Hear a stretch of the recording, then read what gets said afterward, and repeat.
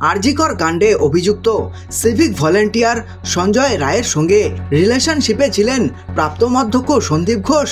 সন্দীপ ঘোষের আরেকটা রূপ ভয়ঙ্কর, শুনলে গায়ে কাটা দেবে। উভকামী নাকি ছিলেন, রূপান্তরকামীদের সঙ্গে যা করতেন তার সাথে আরজিকর কাণ্ডে নির্যাতিতা তরুণী চিকিৎসকের সঙ্গে ঘটে যাওয়া পৈশাচিক নির্যাতনের বড় মিল। দুর্নীতি একরকম, গুণধর সন্দীপ ঘোষের চরিত্র যেন বাঁধিয়ে রাখার মতো। না, এগুলো বানানো কথা নয়, তদন্তে যা উঠে আসছে এবং বিভিন্ন সংবাদ মাধ্যমে উঠে আসা তথ্য যা ইঙ্গিত দিচ্ছে তাতে সমাজের সর্বস্তরের মানুষ রীতিমতো হতবাক। হাসপাতালের একজন অধ্যক্ষের এমন রূপ! অলরেডি আরজিকরের প্রাক্তন অধ্যক্ষের ল্যাপটপ হাতে পেয়েছে ইডি আধিকারিকরা, আর সন্দীপ ঘোষের এই ল্যাপটপে একাধিক নগ্ন পুরুষের ছবি পাওয়া গেছে। তাতেই প্রশ্ন উঠেছিল, তবে কি সন্দীপ ঘোষ উভকামী? কারণ আগেই 2017 সালের হংকংয়ের একটা ঘটনা সামনে এসেছে, যেখানে সন্দীপ ঘোষ হংকংয়ের কুইন এলিজাবেথ হাসপাতালে এক পুরুষ নার্সের শ্লীলতাহানি করেছিলেন বলে অভিযোগ। কিন্তু এবার সামনে এলো আরও চাঞ্চল্যকর তথ্য। অভিযোগ, মুর্শিদাবাদ মেডিকেল কলেজ হাসপাতালের অর্থোপেডিক বিভাগের দায়িত্বে থাকাকালীন সন্দীপ ঘোষ সোশ্যাল মিডিয়ার মাধ্যমে একাধিক রূপান্তরকামীর নম্বর জোগাড় করতেন।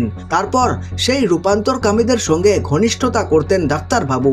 সন্দীপের বিরুদ্ধে এমনই বিস্ফোরক অভিযোগ ট্রান্সজেন্ডার কমিউনিটির প্রথম সারির এক যোদ্ধার।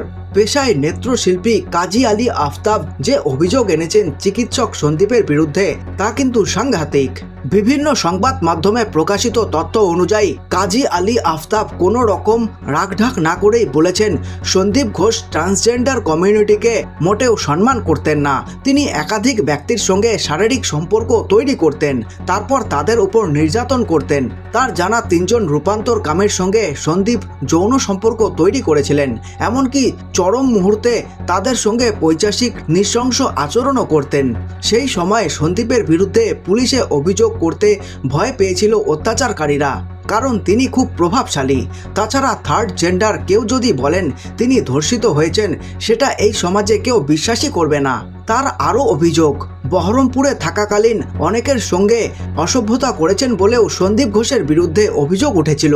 মেডিকেল কলেজে চাকরি করার সুবাদে তিনি ফেসবুক থেকে ট্রান্সজেন্ডারদের নম্বর জোগাড় করে তাদের ফোন করতেন, কোয়ার্টারে রাখতেন, সেখানে যৌন সম্পর্ক স্থাপন করতেন। সবথেকে মারাত্মক বিষয় যা অভিযোগকারীর কথায় উঠে এসেছে, সন্দীপ ঘোষের যৌনতা ছিল বিকৃতি প্রকৃতির। কামড়ানো, আঁচড়ানো, খামচে রক্ত বের করে দেওয়া, রাতভর নির্যাতন করতেন। কোনো রূপান্তরকামী একবার তার কাছে গেলে দ্বিতীয়বার ভয়ে যেতেন না।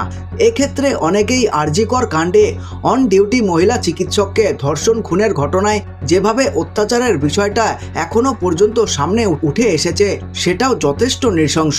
কামড় আঁচড় থেকে চুলের ক্লিপ দিয়ে যৌনাঙ্গে আঘাত, এগুলোর সাথে সন্দীপ ঘোষের উগ্র যৌনতার মিল পাওয়া যাচ্ছে বলে মনে করছেন অনেকেই। বিষয়টা নিয়ে যথেষ্ট কনসার্ন ট্রান্সজেন্ডার কমিউনিটির প্রথম সারির ওই যোদ্ধাও। তিনি বলেছেন, আরজিকরের তরুণী চিকিৎসকের ধর্ষণ ও খুনের ঘটনায় সিবিআই তদন্ত করছে। সেই তদন্তে সন্দীপের এহেন আচরণও গুরুত্ব দেওয়া হবে বলে আমি আশা করছি।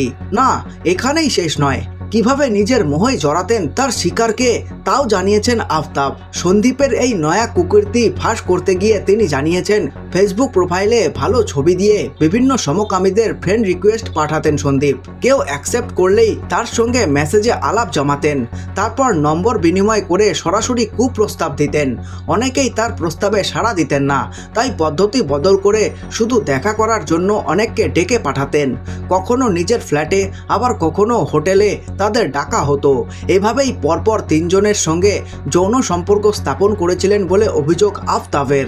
আর সন্দীপের এই কীর্তি কেলেঙ্কারির কথা ফাঁস হতেই খুব স্বাভাবিকভাবেই যে প্রশ্নটা উঠে আসছে, হাসপাতালের অধ্যক্ষেরই যদি এমন ভয়ঙ্কর রূপ হয়, তাহলে কি করে নিরাপদ থাকতে পারে চিকিৎসক থেকে শুরু করে নার্সিং স্টাফরা? পাশাপাশি অনেকেই বলছেন, ট্রান্সজেন্ডার কমিউনিটির প্রথম শ্রেণীর যোদ্ধা কাজী আলী আফতাব যা আশঙ্কা করেছেন সেটাও তো উড়িয়ে দেওয়া যায় না। তিলোত্তমার ঘটনায় গ্রেফতার হওয়া অভিযুক্ত সিভিক ভলান্টিয়ারের সঙ্গে কি সম্পর্কে ছিলেন আরজিকরের প্রাক্তন অধ্যক্ষ সন্দীপ ঘোষ? যুক্তিও দিয়েছেন আফতাব। তার প্রশ্ন, নয়তো অভিযুক্ত সব দোষ নিজের মাথায় নিয়ে নিচ্ছে। এমনি তো কেউ নিজের মাথায় দোষ নেবে না। আর ওর যেমন স্বভাব উনি এমন সম্পর্কে লিপ্ত থাকবেন না এর কোনো গ্যারেন্টি নেই। এখানে মনে করিয়ে দিই, কলকাতা পুলিশের হাতে অভিযুক্ত সিভিক ভলান্টিয়ার সঞ্জয় রায় যখনই গ্রেফতার হয়েছিলেন সেই সময় প্রথমেই তিনি পুলিশের কাছে ফাঁসির আবেদন করেছিলেন।